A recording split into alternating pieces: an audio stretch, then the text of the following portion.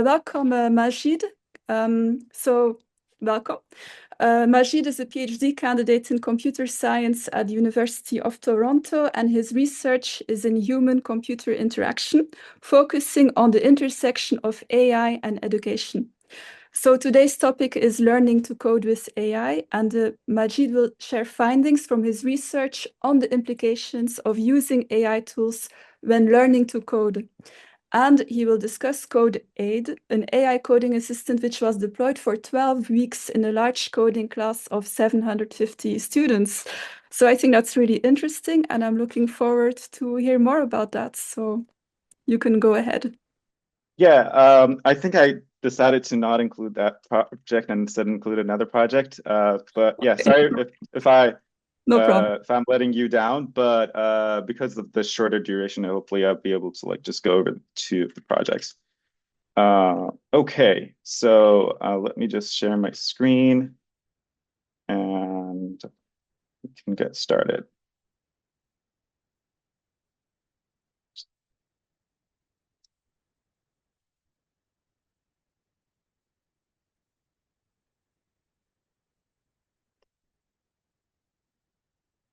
Just a second. All right, perfect. Okay, so thanks, Kim, for the introduction, and welcome everyone to this talk about learning to code with AI. So at a high level, I would just like to acknowledge that programming is difficult. Basically solving programming tasks manually without anything else, like it's difficult. However, because it requires skills such as abstract thinking, understanding the notional machine, problem-solving skills, and task decomposition, as well as like following the intricate of syntax and non-intuitive semantics of code. But we know that LLMs are showing a lot of promise in terms of solving complex tasks based on just a natural language description of a required behavior. And currently with these, such natural language programming interfaces are becoming more accessible in tools like GitHub Copilot and ChatGPT. And when comparing AI-assisted programming with manual programming, there are a couple of benefits to using AI. It's probably going to make programming easier, less frustrating. It's going to enable more people to write code and potentially increasing the productivity of professional programmers. But on the other side, it also comes with several challenges that are unique to interacting with AI using natural language. First, we've got the problem. First, programmers might over-rely on AI, which could lead to skill degradation, reduce problem solving and critical thinking skills. Second, the ambiguity of natural language makes it difficult to interact with AI and have clear expectations of what the AI is going to produce.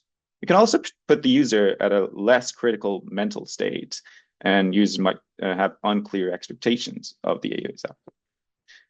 And then third, AI might have incorrect assumptions and not enough context for solving tasks. Therefore, programmers need to verify the AI's output, which can be difficult. So to address these challenges, we first need to investigate how AI code generators are transforming programming compared to manual coding. And do they make it easier? Do they help students or people learn new skills? Or is there a risk of making them over-reliant and overly dependent on AI? And that brings us to my first project. How do AI code generators impact independent coding skills? For that, we conducted a study with 69 novice students learning about Python programming for the first time over 10 sessions. And one group had access to an AI code generator using an LLM, and the other group did not. And the study started with a pre-test evaluation, including block-based programming tasks to assess their prior knowledge in programming. Then learners were divided into two balanced groups based on the pre-test scores, the AI group and the non-AI group, where both groups started to learn Python programming by working on 45 coding tasks, like from the basics of Python to more complex topics like conditionals, loops, and arrays. And we're talking about like high school students here that have no experience writing Python code at all. And each of these 45 tasks included a code authoring part where the AI group had an optional access to an AI code generator, but the other group had to solve it manually. And then right after each of those coding tasks, each of those 45 tasks, both groups had to modify their solution to the authoring tasks manually without any AI tool based on the provided requirements. And in the last two sessions, the evaluation sessions, both groups were evaluated without AI. So they did this and they did this first immediate post test, and a week later we conducted a retention post test. And in both of them, we evaluated both their manual coding skills as well as their understanding of programming concepts without an AI tool. Now, in terms of results, during the 7 sessions of training with and without AI, the AI group performed significantly better, which is somehow expected. They performed better on correctness, and they were able to do the tasks much, much faster. But what is more interesting is their independent coding skills on the modification tasks after they've had the option to solve the task with an AI tool. And our results show that learners in the AI group did not perform worse and even performed slightly better, meaning they got even slightly higher correctness and were able to solve these tasks faster, a tiny bit faster. None of these were statistically significant. And this is interesting because, we will get to that. And now looking at the final evaluation sessions that were conducted a week later to test their independent coding skills without AI, contrary to our expectations, the learners in the AI group were performing slightly better on all 3 types of evaluation tasks, including code authoring, code modification, and multiple choice comprehension questions.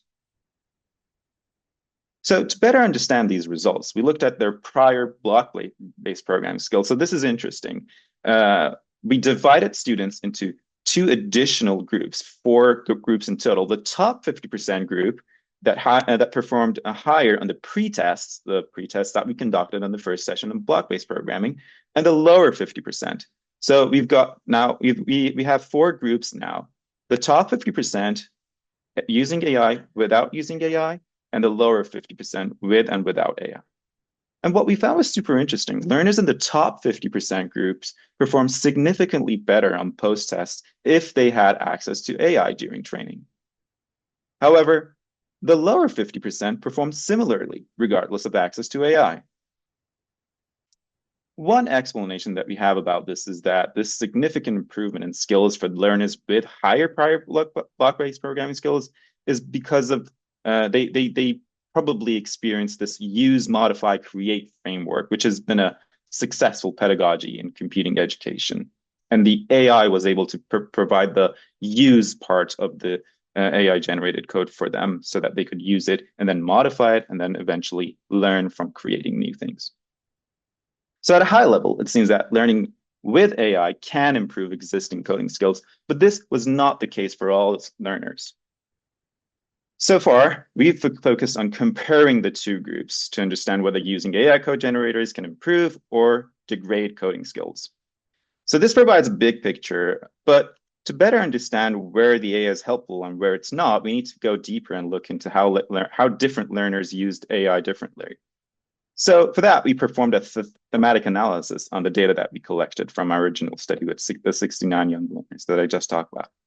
And we focused on their usage patterns of the AI code generator. We looked into the context of the code when they used the AI, what they were asking, their prompt, the generated code, and how they even integrated the generated code into their solution.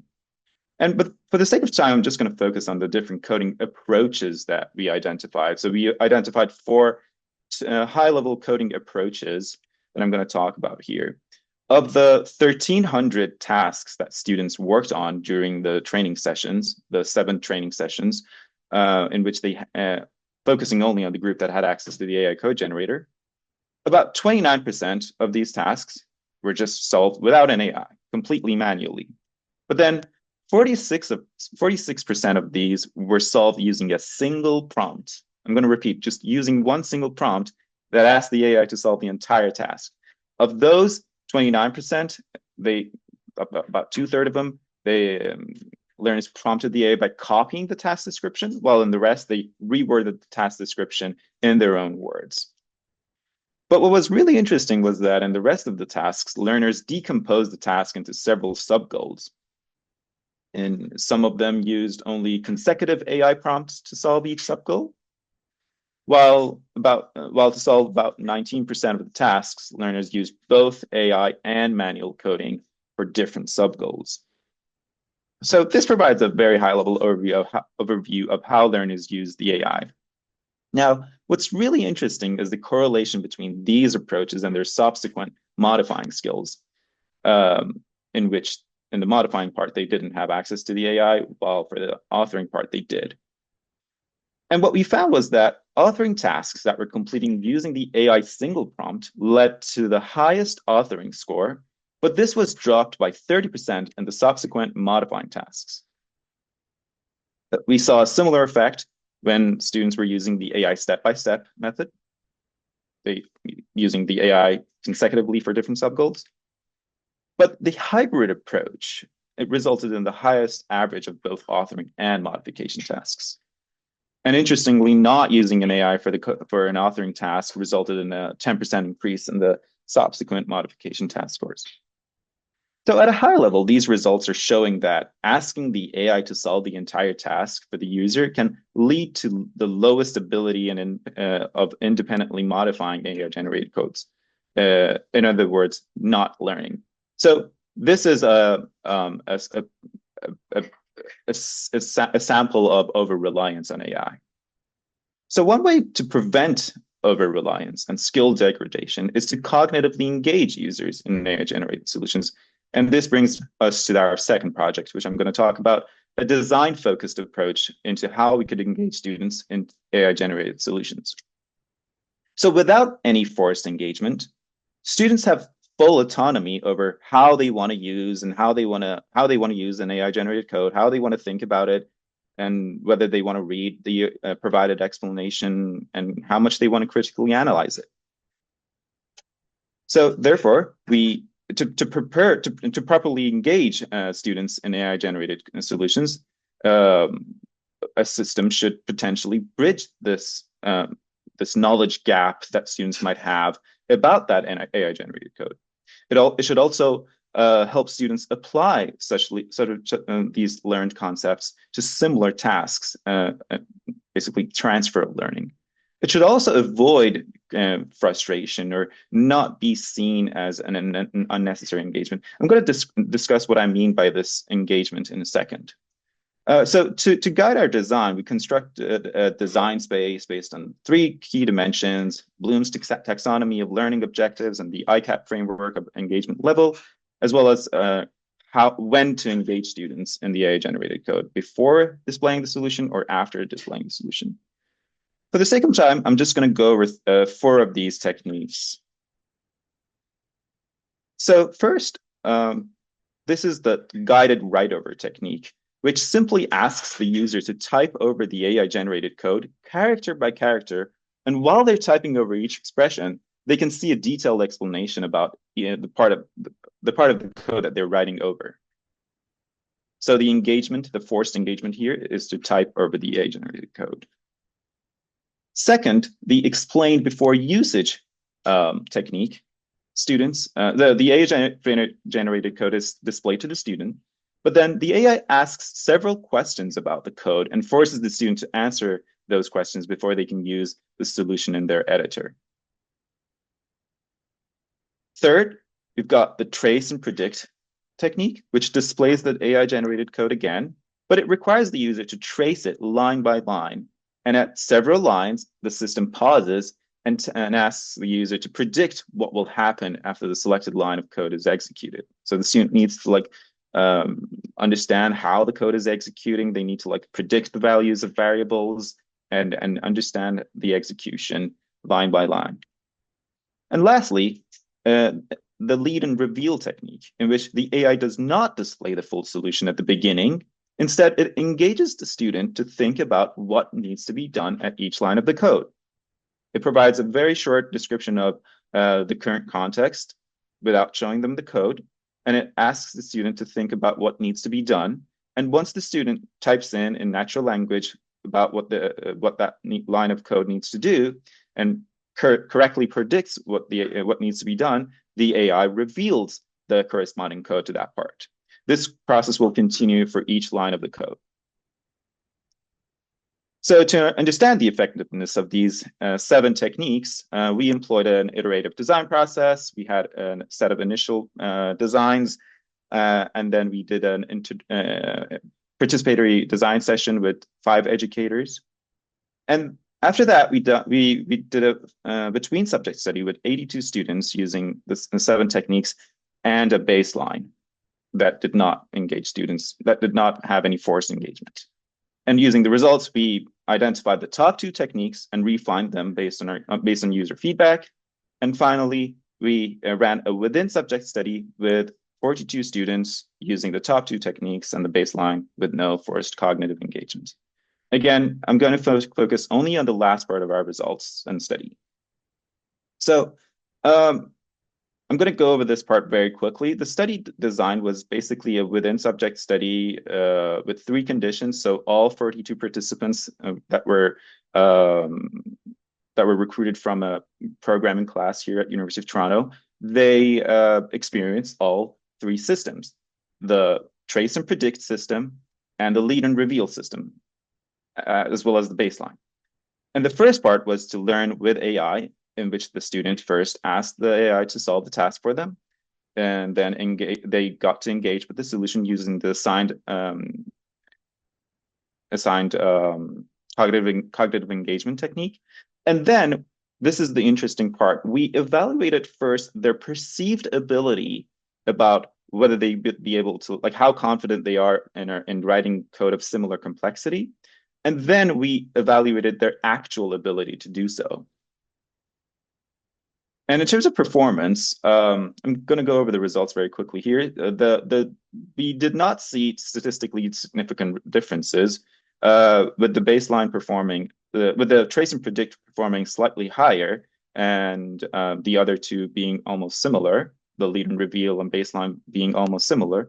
But what was really interesting was that in terms of friction, we collected a lot of different data, but in terms of completion time, we found out that the trace and predict took about 3 times more than the baseline, while lead and reveal took only 2 times, and which shows that the trace and predict technique was causing a lot of friction. And we also found from other like cognitive load assessment measures that the trace and predict was creating a lot of friction for students, while the lead and reveal was almost comparable to the baseline technique. But in terms of the, so we came up with a new metric we are calling it metacognitive self-assessment, which is basically how much students were able to correctly predict whether they are able to write code of similar complexity. So this is basically the alignment between their perceived ability to write code of similar complexity to the AI-generated code and their actual ability. And what we found was the lead and reveal technique had the highest alignment between the 3 conditions. Okay, so now just going back to the original problem statement that I talked about, in terms of conclusion, we looked at some of these high-level problems that we identified about AI-assisted programming. The problem of skill degradation or over-reliance, verification of an AI-generated code, and interaction and control. Although I did not talk about verification and interaction and control, I have done another project, which was my WIST 2024 research paper that I'd done at Microsoft Research in Cambridge. It was all about like, well, how can we make this this process easier, the process of verifying AI-generated solutions. And what we're finding is that at a high level, it seems that involving the user, just to clarify what I'm saying, we are seeing similar results from both this study and my WIST 2024 paper, that in order to avoid like skill degradation, helps users in verifying an AI generated solution. It seems that involving the user in the AI generated solution is the way to go as much as we can. But then that needs to have a balance. Too much engagement causes friction, but not engaging the students might lead to skill degradation. Okay, and with that, I would like to take any questions.